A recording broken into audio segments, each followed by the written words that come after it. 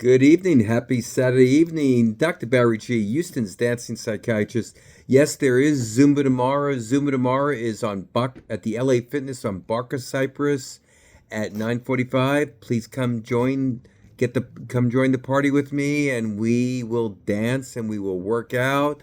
We will get our groove on and we will have fun. What I'm going to talk with you about now is, for the first time, the FDA has approved an at-home brain stimulation treatment for depression. I'm going to talk about two of them today. Two at-home brain stimulation treatments for the treatment of depression. I want to emphasize that these are medical devices and not wellness gadgets. And we're going to talk about two different ones that do require a prescription and medical guidance, but can be helpful for people with depressive disorder. We're going to be talking about the Flow 100, which I've talked with you about earlier, but I'm going to review, and also a different type of treatment called the ProLiv, Proliv.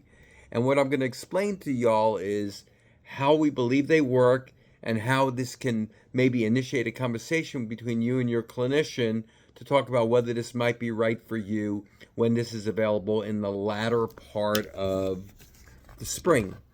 That being said, let's talk about the Flow 100. The Flow 100 by Flow Neuroscience, approved by the FDA in late 2025, and it's probably going to be available sometime in 2026. The method that it uses is what's called TDCS. The letter T, letter DCS. That stands for direct transcranial stimulation. So direct current stimulation. So TDCS, transcranial direct current stimulation. And it uses gentle electrical currents worn through a headset, with the idea being that the actual input goes through your forehead, and the idea is to hit an area of your brain called the prefrontal cortex. More specifically, what's called the DLPFC, which stands for dorsolateral prefrontal cortex, which we think is an area of the brain that's involved in mood regulation and mood modulation.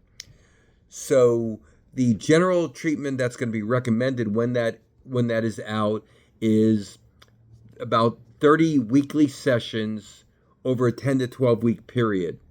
And this is for adults 18 and up who have moderate depression, and these patients are not considered treatment-resistant patients, and this treatment can be used alone or alongside medication.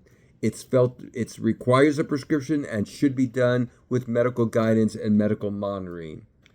What's interesting about it is it could give us another tool in our tool belt. One of the many things one of my greatest professors ever told me, I think I talked with you about this earlier, is if all you have is a hammer, everything looks like a nail.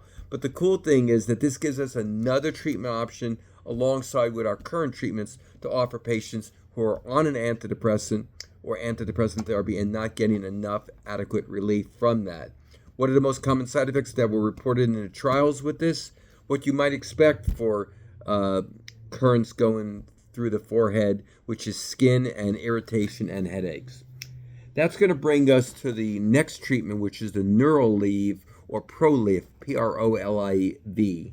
It's FDA approved as a treatment neuromodulator, and it's for adults with depression who have not adequately improved with their antidepressant therapy.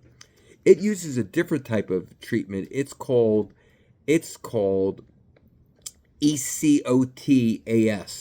E stands for external, C stands for the C stands for cortical occipital, and it also involves the trigeminal. So it's basically afferent nerve stimulation of the occipital area, the occipital nerve and the trigeminal nerve. So there's two nerves called the occipital nerve and the trigeminal nerve. And what you're doing with this treatment is causing electrical impulses via nerve stimulation to actually stimulate those two nerves. And we feel that that's getting involved in multiple deep brain pathways that are involved in mood and mood regulation. What is the indication for this? It's going to be for adults with major depressive disorder who have not adequately responded to the antidepressants. and the it just gives us a different way to attack the the brain and different way to attack the symptoms related to brain dysregulation, whether it's via the current stimulation, direct current stimulation via the forehead going into the prefrontal cortex, or stimulating the deep brain structures via the occipital nerve and the trigeminal nerve. What I want you all to take home from this is that these are medical devices. They are not wellness gadgets. They must be prescribed by a clinician and supervised by a clinician. So I really want that take-home message to be that you have other areas of conversations to have with your clinician about other options that might be useful. I'm not thinking that this is going to replace antidepressant therapy, although if it turns out that it does, I'll certainly get back with y'all as more data comes out on that. But for right now, I think it's going to be a useful, what you're going to hear me say a lot in the show, a tool in your tool belt. That being said, I hope you all are having a great day, and come join me tomorrow for Zumba. Take care. Houston's dancing psychiatrist, wishing you all a great Saturday night. Gonna go see the Rockets tonight. Y'all take care.